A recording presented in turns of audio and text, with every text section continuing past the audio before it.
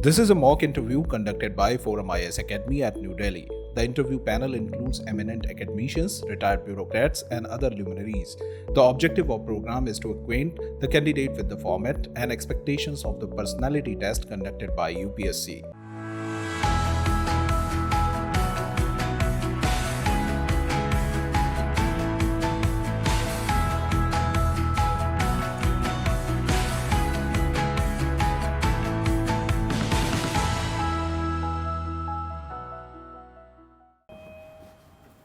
May I come in, sir?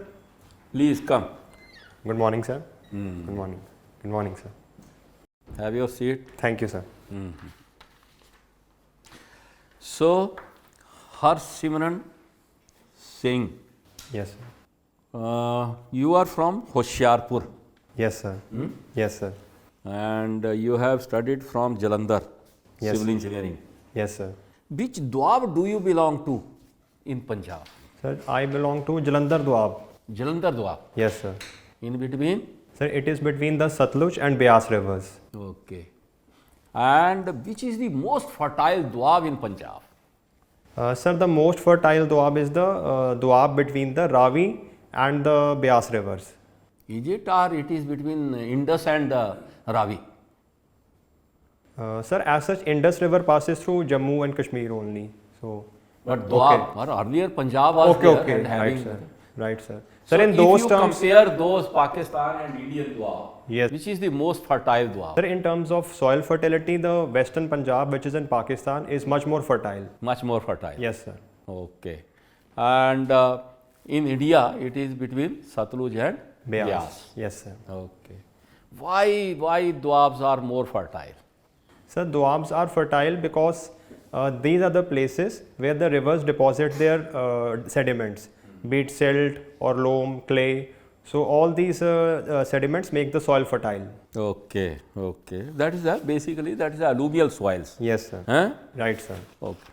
There are alluvial soils and there are gravels also. Gravels also they also get. So at the base of the hill, is that the fertile or just below the area that is fertile? Sir, just at the base of the hill, the soil is not very fertile because at that place the rivers dump their load.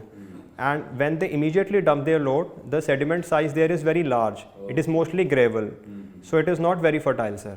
It's not fertile because of gravels. Yes, sir.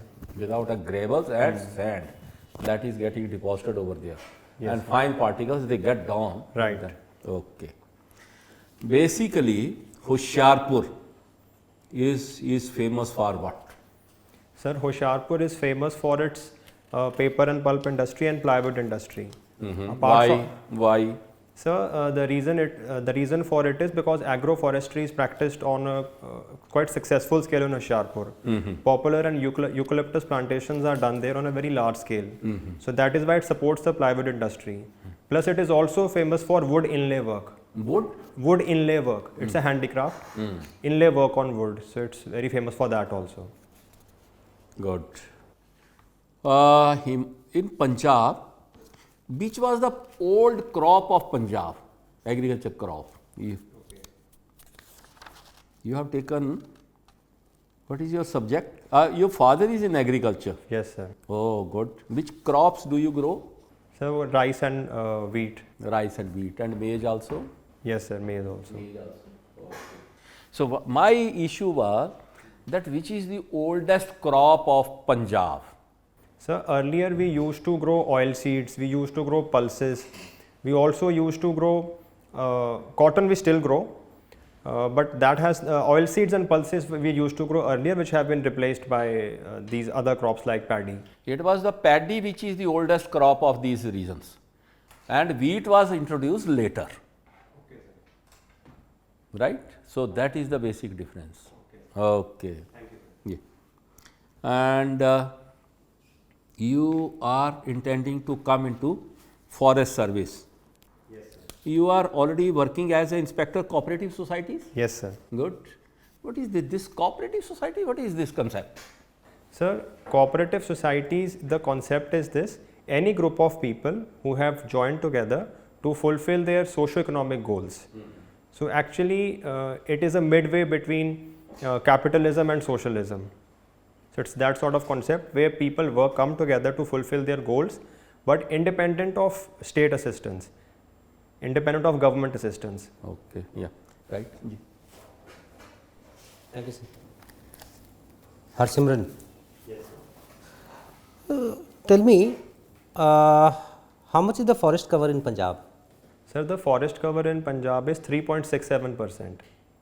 What is the desirable level of forest cover? Sir, desirable level of forest cover, insofar as the forest policy is concerned, forest policy of India, it says in plain areas it must be minimum 20%. So there is a gap of around 17%. What do you think, if you are posted, get selected and posted in Punjab, what steps would you take, or what suggestion would you give to the government of Punjab to improve the forest cover? Sir, to improve the forest cover, I think again agroforestry can help a lot, because it will not only solve the problem of monoculture of wheat and paddy and restore the soil fertility of Punjab, but also increase our forest cover. Apart from that, urban forestry, social forestry can be other ways. What all species would you try to introduce through agroforestry? Sir, species poplar, dek tree, shisham tree and eucalyptus also. See, in Punjab we are facing a problem of soil degradation and degradation of water table as well. Yes, sir. So in that scenario, is it advisable to introduce eucalyptus, because it takes a hell lot of water? Right, sir. Sir, it is true that there are certain varieties of eucalyptus which are water guzzling, but the Forest Research Institute is developing certain clonal varieties. Some varieties of eucalyptus are not as water guzzling as the others. Even the Ministry of Environment and Forests in that regard had sent an advisory to various state governments that all varieties of eucalyptus are not water guzzling. Okay. So as far as Punjab goes, there is a big problem of drug menace. So what is the reason behind such a huge population addicted to drugs? Sir, I think the biggest reason is that Punjab lies on the transit route of drug trafficking, which starts from Afghanistan. So it's basically near to the Golden Crescent, which is the trafficking route which starts from Afghanistan and goes from India to Eastern Asia. Because Punjab is a border state, a lot of drugs are coming in through drones, and other such activities from Pakistan are primarily responsible for this problem. Apart from this, I think the agrarian distress in the state, the unemployment in the state, it has created a sense of despondency in the youth, because of which, in the absence of good employment opportunities, they fall easy prey to such things. And if I may say so, sir, the problem is particularly acute in the border districts of Taran Taran, Gurdaspur, which are bordering Pakistan. In those places, the profits from drug trade are very much higher as compared to farming. So I think lack of development in the border districts is also a reason for this menace. Good point. So you're saying that lack of development is causing the drug menace, right?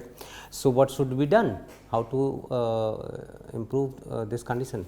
Sir, to improve the condition, firstly, a greater coordination between the central and state government is required, because BSF mans the international border with Pakistan. It needs. That's one aspect of how to control the incoming of drugs, how to improve the employability, how to bring employment, which industry or what steps should be taken? Sir, I think to improve the industry in the state, there are certain specific sectors which can be of great help to Punjab. For example, food processing industry. Punjab being an agrarian state, food processing industry can create jobs on a much wider scale. Apart from that, IT industry, pharma industry also has a lot of scope in Punjab. So these industries, with their development, there will be creation of job opportunities. Right. So recently Punjab government said that the office timing would be changed to A shift, that is 6 o'clock till 2 p.m. It was, sir, from 7:30 a.m. to 2 p.m. Same 30 to 2 p.m. So, what is the rationale behind shifting this office timing in June and July? So, the rationale behind shifting the office timing is that in the month of June, July, there's a lot of electricity consumption. Also because that is the season of paddy transplantation, a lot of energy is consumed. So, the main important reason is to save energy. Secondly, to improve the work efficiency of employees, because in summers the work efficiency of employees definitely gets reduced because of the extreme hotness in weather. So, it would be beneficial both for the public who would be able to get their work easily done in the cooler hours of the day, and it would also help the government employees manage their work-life balance.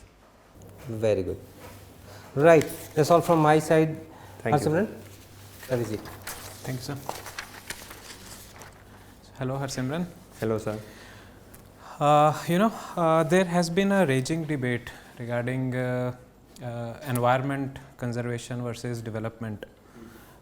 Can you tell me what is this debate about and what are your opinions regarding this? Sir, the genesis of this debate lies in the fact that our traditional economic thinking has been modeled on the idea that economic development brings growth and higher growth means happiness in life. But since the 1970s and 80s, there is also a growing volume of literature which speaks that there are limits to this growth. Unimpeded growth, unsustainable growth is not necessarily good for human life. So thereafter, the concept in 1980s started of sustainable development, that development should be done in such a way that it does not compromise on the needs of the future generations, and it improves the genuine quality of life, not just in material terms. So the centerpiece of it is economic interests versus holistic development of human life. So these two ideas are at war with each other, sir. And what is your opinion, like what should be our approach, towards conservation and development? Sir, I think the principle of sustainable development should be the guiding light of all our policy principles. The one principle which I think is resource equity, because currently the growth which we are witnessing all around the world is creating environmental destruction and also giving a lot of resources to the well-off, and on the other hand the have-nots have not so many resources. So, okay. Right. Okay, very right. I got what you have meant. Okay, sir. Now, in this context, tell me what is your opinion regarding the Great Nicobar project? Should it be continued? We should be more cautious about it? And what are the reasons why government has chosen such a land for development? Sir, I am sorry, but I really don't know the full details about the project, so I wouldn't be able to comment on it. Okay, Great Nicobar project is an island in Andaman Nicobar where they are going to construct one is a naval base and I think lots of other associated infrastructure, and large amount of green cover is being diverted. So there is a debate whether we should really go about it or we should find an alternate to it. Anyway, just read about it and maybe we could have talked about it. So you have worked in cooperatives. You have been working as inspector cooperative societies. Where does cooperative societies, in which list is it enumerated? So it is in the state list. State list. Yes, sir. The government recently created Ministry of Cooperation. Yes, so sir. Don't you think that would be an encroachment on state rights? Sir, I don't think it is an encroachment, because the idea is to facilitate the states, act as a guiding light. The central government intends to frame policies and provide support to state governments.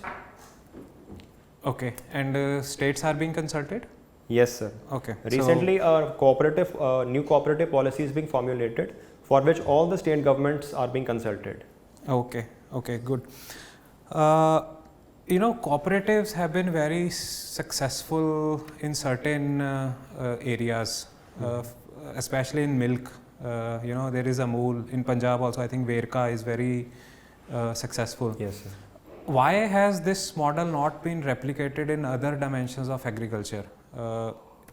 Milk and dairy, good, but you know, same could have been replicated in say food grains. Why do you think that the replication has not been there, or if it has attempt have been made, why it has not been successful? Sir, for this I think the biggest reason is this, that dairy, when we talk of dairy sector is one such sector where you can develop a lot of products. So you can go for a lot of specialization. You can develop chocolates, you can develop butter, ghee, lassi, a lot of milk products which have a huge demand. Whereas when we talk of agricultural cooperatives, there the problem is this, that there is not a lot of diversification. No, but if you talk about, say, for example, there are vegetables. Vegetables can be, you know, used in lots of processing, jams, pickles, processed food. Other like potatoes can be used for chips, etc. So opportunities are there also. Maybe not specifically food grains, but other perishables which, you know, which farmers often struggle. Sir, I think that again we have not been able to properly implement this idea at the ground level.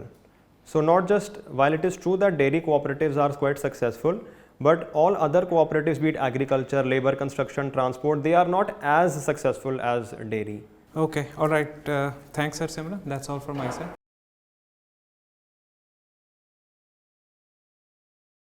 I think you are really a good candidate. तैयारी करो, छोड़ छाड़ के बैठ जाओ, छुट्टी लेके बैठ जाओ अब, ठीक है? You just work hard. Tension नहीं लेना, Definitely, हो जाएगा you'll bear the fruit.